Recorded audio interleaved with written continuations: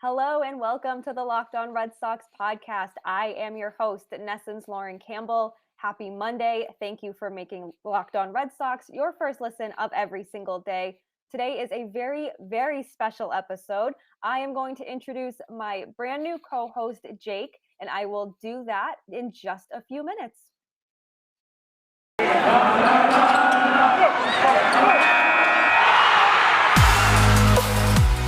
You are Locked On Red Sox, your daily Boston Red Sox podcast.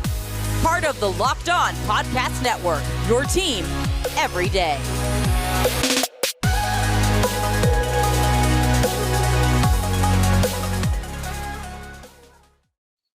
We are into our first full week of the MLB lockout. As you know, MLB locked its players out last week. And even though there's obviously not a lot of news going on right now, Locked On Red Sox has some news in that it has a brand new co-host. So I will no longer be doing solo shows as I've been doing the last month or so. So without further ado, I'm going to introduce himself. I'm not going to introduce himself. He's going to introduce himself. And it is Jake Iggy. Hello, Jake. How's it going, everybody? Lauren, I really appreciate the warm welcome, and I'm so excited to be the new co-host of Locked On Red Sox, talk about my favorite team, and really sort of break down everything that happened before the lockout happened, and sort of a preview for all the fans what we're looking forward to for the 2022 season. Yeah, I'm super excited to have you on. We've been connected on Twitter now for probably over a year. Jake does great work. He's had his podcasts, and obviously, as you can probably see if you're watching this on YouTube, that he is it says right there, a wicked big Sox fan. So he's going to bring a ton of passion. I'm so excited. So can you just tell everyone just, how you got into the Red Sox, what your credentials are right now, and what you're going to bring to the show? Like, why should our listeners still stick around for us? Absolutely. So I actually, funny enough, both of my parents were never really into sports growing up, and I actually got into the Red Sox and mainly New England sports from my aunt and uncle. And it's funny. I remember like it was yesterday watching, even though I was like 5 years old when the 2004 World Series happened. I remember watching a little bit of that, even though I didn't really 100% understand it. But I started fully watching and following the Red Sox in 2007. And luckily, when I first started following them closely was when they won the World Series. But it's something where this team, I'm obsessed with it. And every single time, I talk to my friends about the Red Sox, they usually compare me to Jimmy Fallon in Fever Pitch. And I'm the type of person where I actually have to like warn friends who haven't watched the Red Sox with me that like when I'm watching a game, just so you know, I might scream at the TV and yell like it's actually something personal that's happening to me. But like that's how I feel, with a team that you're really following closely, you feel a certain attachment to it. And especially like when they get those big wins, those walk-offs, I'm the type of person that gets pretty emotional about it because I feel like I'm a part of the team. And a little bit about myself is I'm a team insider right now for an arena football team called the Massachusetts Pirates. And over the last 2 years, since I've been in the sports industry, I've hosted a podcast called Iggy Sports Talk. I would mainly sort of talk about sports every single week, but I've sort of transitioned it to focusing more on mental health within sports, talking about subjects that are in society that people might be struggling with, and talking about the deeper parts of sports. But this past year, I had the opportunity to really be a part of Red Sox Twitter, sort of interact with all of Red Sox Nation, and it's really been a privilege being a lot more within Red Sox media. That's awesome. But one thing, did you say you were 5 for the 2004 World Series? I was 5 years old. Yep, I was born in 1999. Unfortunately. Oh my word! I didn't. Yep. Oh wow. So fun fact, I had no idea how old Jake was, but we are 10 years apart, and now I'm like, wow. I was in high school. I was staying up late watching those games, and you were just a little baby. So well, so like I always say to people as well, I was privileged to have grown up in the year or time period that I was, the region that I was, and I don't take it for granted. But at the same time, anytime people give myself crap for liking a New England sports team or how much we win, I just give them the same old spiel. You hate us because you ain't us. Exactly. And I didn't deal with any of these like 1980s Red Sox teams, the 70s, the 60s, none of that. But I Right. did live through 2003, and that was very traumatic for me. I'm being dramatic, but we are privileged to have all these championships, especially not just with the Red Sox, obviously the Patriots, the Bruins, the Celtics, and the Boston Right. Pride. They've all had these titles. The New England Revolution even had a very awesome run just come to an end recently. And Right. it's always a good time to be a New England sports fan. Mm-hmm. 1000%. I couldn't agree more. And even this past year, it was really frustrating having all these, especially fans, but everybody in baseball really doubting the Red Sox. And it was something where I was looking at this team, and I go with the same mindset every single time. Every single time I look at the Red Sox roster, and have in the back of my mind, in Heim we trust. Heim Bloom was hired for a reason. There's a reason why he came over from the Rays, who are so successful. There's a reason why he was mentored by Andrew Friedman, who's helped the Dodgers be so successful over the past 4 to 5 years since he's been in charge of that team. And it really frustrated me that everybody was doubting the 2021 Red Sox team. And I said at the start of the season, it was kind of right, it kind of was wrong, but I said that they were going to be the most surprising team in baseball. The Giants were, but I'd say that the Red Sox were definitely second. I'd say the AL's most surprising team. So I'm still going to give that one to you because me too. I said that they were still a 90-win team. So I'd say you and I are looking pretty good right now. But you mentioned Chaim Bloom, and there was a reason that the Red Sox brought him over. There's a reason he made the Tampa Bay Rays a successful franchise or a successful ball club. And part of that kind of showed last week when, I don't know, 30 minutes before the lockout, he pulled off a surprising trade, trading Hunter Renfroe to the Rays, to the Milwaukee Brewers. And not only that, but he brought back Jackie Bradley Jr. There was 2 prospects involved, David Hamilton and Andrew Benelis. I'm very intrigued by these prospects. And I said on a previous episode that this is a trade that really has to do with the prospects, not so much bringing back Jackie Bradley Jr., because this isn't a 1-for-1 swap. You're not replacing Renfroe's defense with JBJ's defense. Obviously, you're not replacing the offense. But when you saw this trade, I was already in bed. I was ready to call it at night. Kind of dumb right before a lockout because you never know what can happen. But Right. I would love to get your thoughts on this trade because when I did the show last week, I was solo dolo, and now I have you. So I'd love to see your thoughts and like, did your jaw hit the floor like mine did? So I was shocked as well. I actually ended up going to bed a little bit earlier that night, and then I woke up, and that was the first thing that I saw. And I saw that Renfroe was traded. I didn't see that JBJ came back as well. And then once I started to read more into it, that shock kind of turned into frustration, and I really didn't get it. And I needed to remember in the back of my mind exactly what Chaim Bloom said when he was first introduced to the Red Sox. I'm going to make this a competitive team for years to come. It's not a win now. It's not a rebuild. It's not a reload. We are going to win consistently. And it's going to be similar to how the Dodgers and the Rays are built, to where their major league system and their minor league system are both top tier or very good. And I feel like that's how you have a successful team. And with Benelis, I really think that he's a guy who, coming out of Louisville, he just has a huge bat. And really looking at in 36 games that he played in his very short stint so far in professional baseball, with 20 of his 43 hits being for extra bases, I mean, you can't complain about that. But like you said, JBJ's offense is invisible. And it's something where ever since the Red Sox have had JBJ, it seems like every single offseason we get the same spiel. Oh, he's changing his swing. He's going down to AAA. He's figuring out, he's spending all this time with a hitting coach to learn about how he can be a better hitter. And each time it's insanity, doing the same thing over and over again, expecting different results, but it's the same results. 100%. And I love Benelis already. I mean, he's posting really fun TikToks. He's being like interactive with the fans already. I had a friend who actually played against him while he was at Louisville, and he sent me pretty much like these texts, just like the scouting report on him. And it's just like nothing but positive things to say. So that was kind of cool to actually get like right there in your face. Like, I played against this guy. My team played against this guy. Oh my God, good luck to opponents. But I mean, you said it first. JBJ's offense is not there. and it's never been there. It's always been very streaky. So I think Hmm. at the end of the day, Red Sox fans know not to expect a silver slugger from JBJ. Also, this could open the door for a bigger deal because Right. he's essentially going to serve as the fourth outfielder. I don't think anybody is really thinking he's going to be taking over the duties in center field.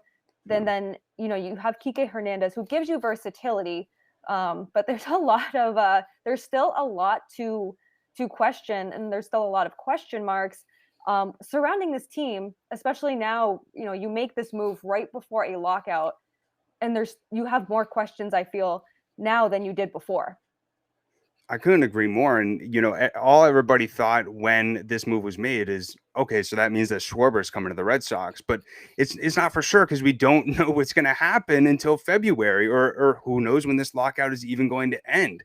And it's something where with Schwarber, what I've heard is that he's looking for 3 for 60. And I say in the back of my mind, well, will the Red Sox actually give him $20 million? And at the end of the day, who really knows? With Chaim Bloom, you don't know because the highest contract that he's ever given was Kike Hernandez last year, 2 years, $14 million, and that's $7 million each year. I mean, that's just a bag of change in what the Red Sox used to hand out for contracts.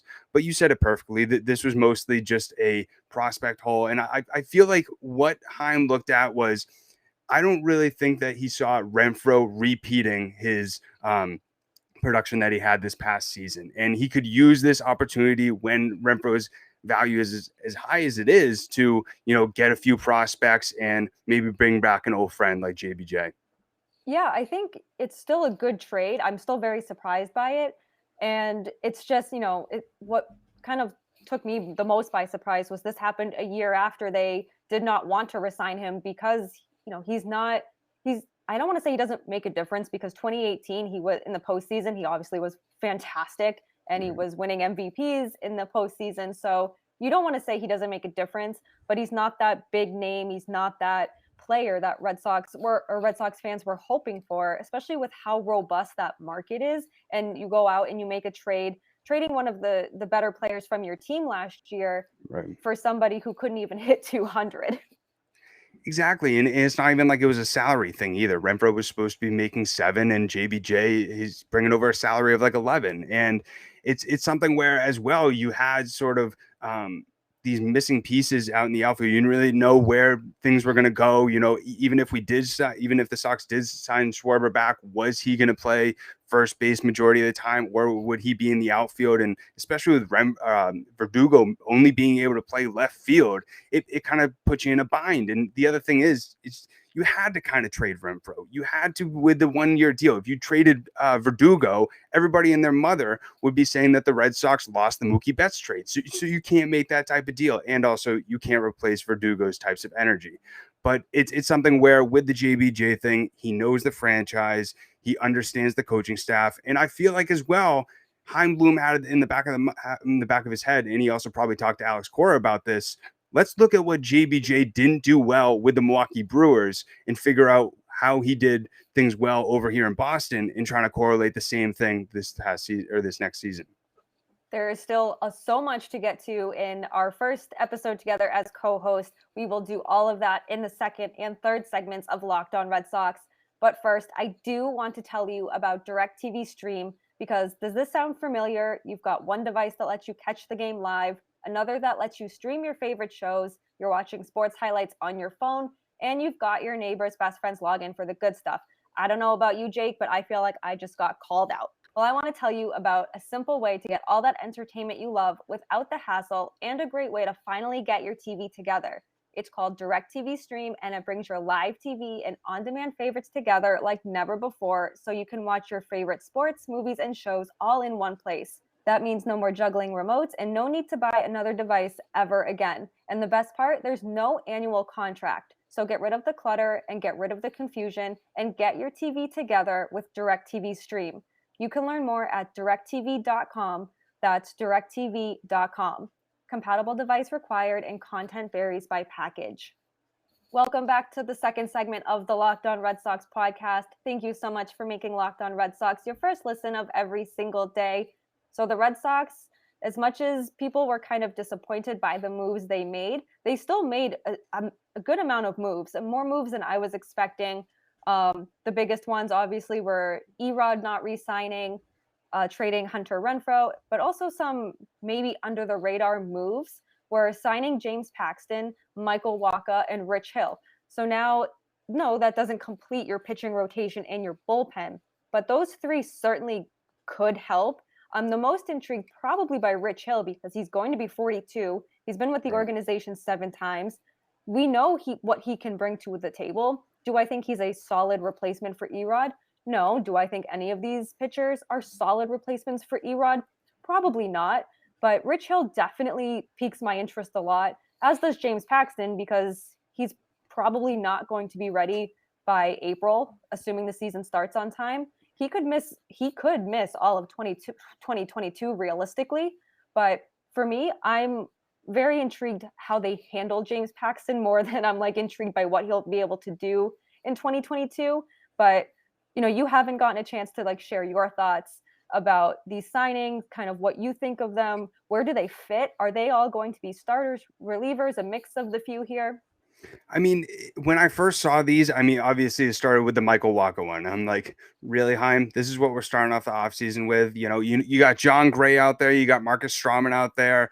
And I was a guy who really wanted Marcus Stroman in there. I mean, if you had Chris Sale, Nathan Eovaldi, and Marcus Stroman in there with the 1-2-3 punch, that's a World Series rotation right there. And with all the money that they gave all these three guys, that essentially adds up to what Marcus Stroman got from the Cubs. But, the contract is already done. So it's something where with these signings, I feel like the Wacha one, he's mainly going to be a long reliever. I see him probably being a Matt Andriese type of role. I think you mentioned that before as well. And with the Paxton one, you said it perfectly. Who knows if he's even really going to pitch this next season? It's something where with the two options that the Red Sox have, 2 club options in 2022 and 2023, I think and also in 2024 as well, that it gives them the opportunity that if he does play well, then the team is able to take advantage of his value. And I felt like that Chaim Bloom saw Paxton out there, noticing what he did from 2017 to 2019, throughout that stretch, having an ERA of 3.54, seeing, well, there's this nice value out there, and we could probably lowball him to make $10 million when he's realistically probably a 15 to maybe even borderline $20 million type of guy when he's at his best. And we can see if he's able to bounce back and then potentially take advantage of it in the following years after. Yeah, when James Paxton is on, he is on, and he's got some really good stuff when he's healthy. It's just, you look back, when was the last time he was healthy? He pitched 1 1/3 inning last year. So obviously you're not going to look at his ERA last year and be like, oh, this guy's terrible. But he certainly can bring a lot to a rotation. I think all of these guys certainly can bring a lot to a rotation. It's just a matter of, people say like low risk, high reward. Is this kind of the opposite, where it's kind of a high risk in signing these, but I don't want to say low reward by any means, but is this more of a high risk than a low risk, high reward kind of move? I mean, when you're sacrificing $10 million that you could have put on another guy, I believe so. And I feel like it's something where, right when I saw this move, the first thing that I thought of was, well, Chris Sale just got off of Tommy John surgery, and Nathan Eovaldi has gone through 2 of them. So these guys are going to be great mentors for Paxton going through this process. They obviously learn things from their past 2 experiences that can obviously help Paxton be a lot more efficient with his warmups and being able to get himself as ready as possible for this next season. And also somebody like Chris Sale as well, who didn't really seem himself coming back from Tommy John surgery. He can definitely have some pointers for Paxton. But with the Wacha thing, I think it's something where with Wacha and Rich Hill, we got to remember both of these guys used to play for the Rays. And Chaim Bloom knows them very well. And they're the type of guys where he obviously sees that they have the right metrics that he's looking for. They have the right type of pitches or strikeout stuff that he's looking for, or ground ball stuff that he's looking for. So he's definitely seeing some great value in both of these guys. But I see, out of these 3 guys, Rich Hill is definitely the one I could see being in the rotation at the start of the season.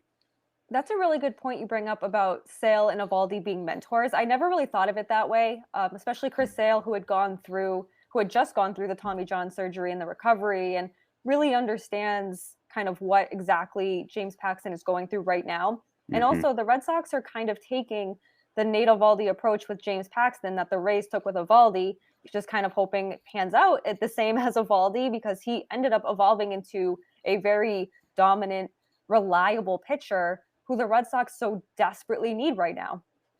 I completely agree, and I feel like the Paxton signing, we'll know what the Paxton signing looks like in July and maybe August. Obviously, that's not what fans want to hear right now. They want to hear, well, I want a guy who can immediately help. Well, what's nice is that you have Garrett Whitlock and you have Tanner Houck who can also slot into the rotation. And the thing is it always seems like with the Red Sox, especially before Chaim Bloom, they never had enough pitching depth.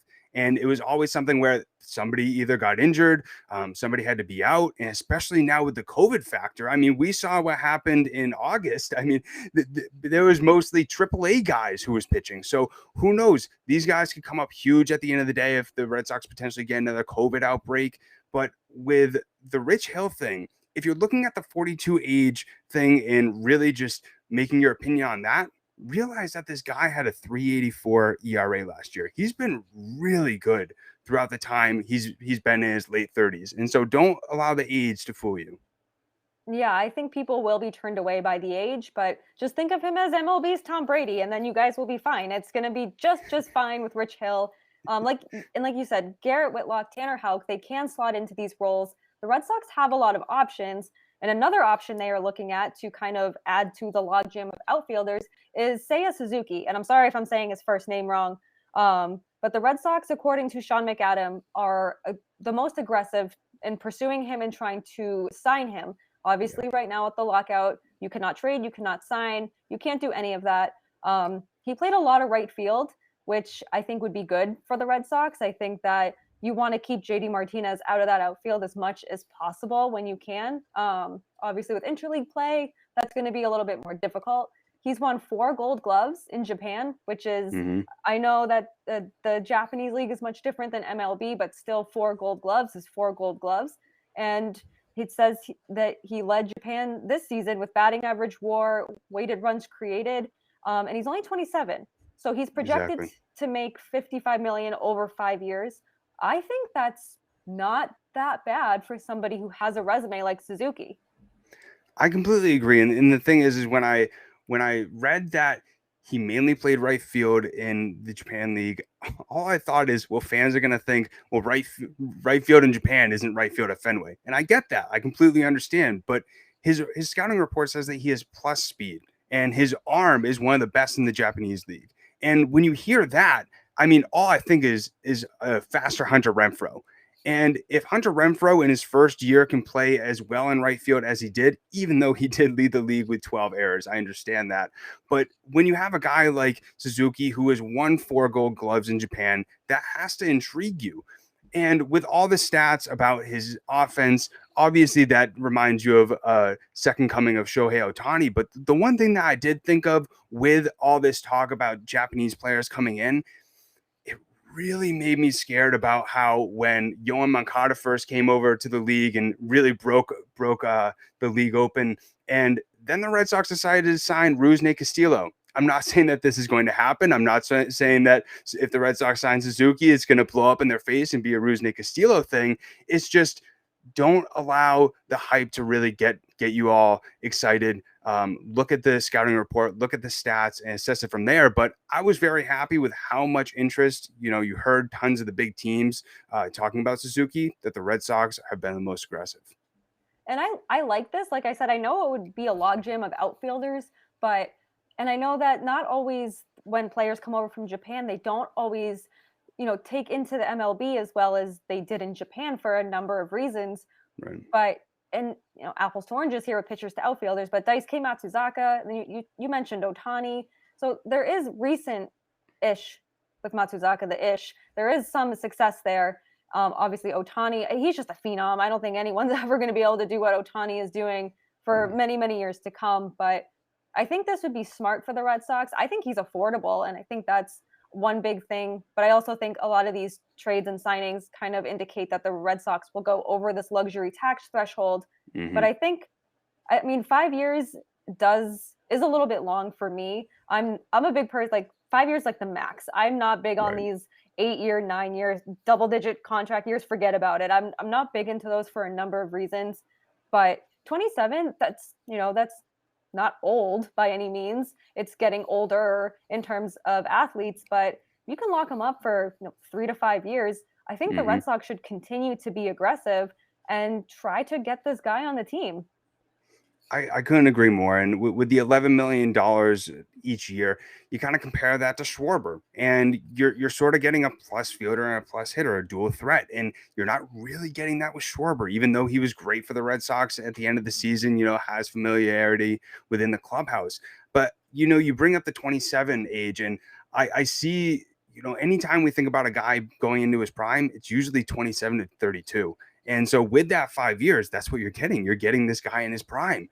And who knows, he could just be a little 5-year great player for the Red Sox, and then he just falls off, but you're getting that value for him. And I feel like I mentioned, with all the hype around this guy, how can you not be excited that the Red Sox are the most aggressive, Right. If you don't know anything about Suzuki, go ahead, look him up, look up highlights, because that's exactly what I did. I knew the name. I wasn't familiar really with much of his play, but I went, looked up highlights, read some articles, some scouting reports on him, and it got me pretty excited. Just the thought that the Red Sox have the potential to land him. Yes, I know they are quote unquote interest kings a lot during this time, but listen, if they have the opportunity to bring him in, I think they should. And lastly, he's a right-handed hitter. And it seemed like every single ball that I saw him hit, it could get over the monster, and it could probably go into the highway. So you're looking at a guy like Suzuki who hit 38 home runs. And ever since he really broke into the Japanese league in 2016 and really started playing regularly, he has hit more than 25 home runs. There was only one season where he hit exactly 25 home runs. So you're kind of getting a much cheaper Renfroe, but Renfroe was $7 million this next season. But at the same time, you're getting a much better defender if you're trying to replace Hunter Renfroe. 100%. We have one more segment for you here on Locked On Red Sox, so be sure to stick around for that.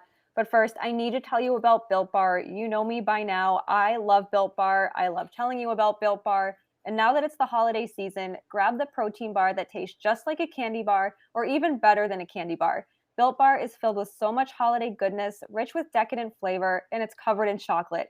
But not only that, it's amazingly low in calories, sugar, net carbs, and fat, and high in protein. Honestly, you get the best of both worlds with Built Bar. There's so many flavors. There's raspberry, mint brownie, there's cherry, and my personal favorite, cookies and cream. It gives you that extra fuel you need to bust down those mall doors and battle all of the holiday shoppers. Let me tell you, I went Christmas shopping Sunday morning, and that was the first thing I grabbed before I ran out the door because I'm not really a breakfast person. Grabbed a Built Bar, got most of my shopping done, so I was feeling really good about that. And if you're just standing in endless shopping lines, they're also a really, really good snack because those lines get very long, very quick. Oh, yeah. But because it's the season of peace and love, don't bring up your favorite Built Bar flavor at family parties. People are very passionate about their favorite flavor, and they will fight you for it. And listen, I know that some families, their gatherings, there's always some arguments. Don't let it be over Built Bar this holiday season. And here's a holiday secret for you. Dip your Built Bar into a cup of hot chocolate. Let it melt a little, and it'll give your beverage a bit of that Built Bar flavor. Plus, you'll have a nice melty Built Bar to go with it. And if you like some of those marshmallowy treats around the holidays, you need to get your hands on Built Bar Puffs. They're light, they're fluffy, and they're marshmallowy through and through. There's different flavors, all covered in chocolate, and they taste so good. And we have an offer for you. If you go to Built.com and use promo code LOCKED15, you will get 15% off your order. That's promo code LOCKED15 for 15% off at Built.com. Welcome back to the third and final segment of the Locked On Red Sox podcast. As always, thank you so much for making Locked On Red Sox your first listen of every single day. And as we always do, we are going to end this show on a positive note. And with this being Jake's inaugural episode, I'm going to let him go first with his positive note. Absolutely. So I really appreciate everybody listening to my debut episode. I'm so excited for the rest of this season and for the rest of this lockout, even though, there might not be moves going on. Lauren and I are going to do our best to make each episode very exciting and worthwhile watching. So It's right now December 5th. Think about in your mind, where was I on January 1st, 2021? It's so easy for us to get so caught up in, the unknown, the future, beating ourselves up, what we haven't done, not looking at the positives. And you really need to take a step back, look at what you've done throughout 2021, even as frustrating of a year it may have been for you. What went well? Take time to be proud of yourself, because there's plenty to be proud of yourself. I 100% love that. I 100% agree. And I'm going to piggyback off that because in 2021, in January 1st, my fiance and I decided to start ending our days by telling each other 3 good things that happened. And it literally could be anything. It could be, oh, I saw 2 really cute dogs walk by the house today. And that could be one of my things. And it's Right. just, it helps remind you that you can take joy in the smallest things. So today, my 3 good things are: I finished most of my Christmas shopping. I got to see my best friend who I haven't seen in a couple of weeks. And I finished addressing all of our save the dates. So that's like one giant thing off of our wedding checklist. But it's also a reminder to just sit back, like you said, and just be proud of yourself, even if all you did this year was survive it, because it's been really tough since March 2020. A lot of people went into 2021 probably a little pessimistic, but let's go into 2022 strong. Let's also manifest an on-time MLB season. But I'm so excited to have Jake here. We're going to bring you so much good energy, so much positivity. And, it's not all positive and sunshine and rainbows. Sometimes the Red Sox are going to make us mad, believe it or not. So I'm super excited. And I think this is a perfect spot to end mine and Jake's first show together. So let's end it right there. Thank you so much for making Locked On Red Sox your first listen of every day. Thank you for beginning your Monday with us and a brand new week with us. Be sure to find me on Twitter at Lauren, 3 laws, Lauren with 4 R's, and the Locked On Red Sox Twitter account at LO_Red Sox. And you can find all of my written work right on NESN.com. And Jake, where can our listeners find you? You can find me on Twitter. It's at Jake Iggy. Also Instagram, I am Jake Iggy. And that's where you can find everything. Awesome. So be sure to rate, review, and subscribe. Give us a follow on all social media platforms. Leave us a review. Let us know what we can do more of, what we can do less of. We are here for you. We want to make this show as the best it can be for you. So like I said, be sure to rate, review, and subscribe to Locked On Red Sox. You never miss an episode when you subscribe, whether we drop it at 2 a.m. or 8 a.m. You'll always be in the know. And now that you've made Locked On Red Sox your first listen of the day, head on over to Locked On Bets for your second listen. Locked On Bets is your daily one-stop shop for all of your gambling needs. It's hosted by your boy Q with expert analysis and insight from Lee Sterling. It's free and available on all platforms. Have a great day. We will see you later this week.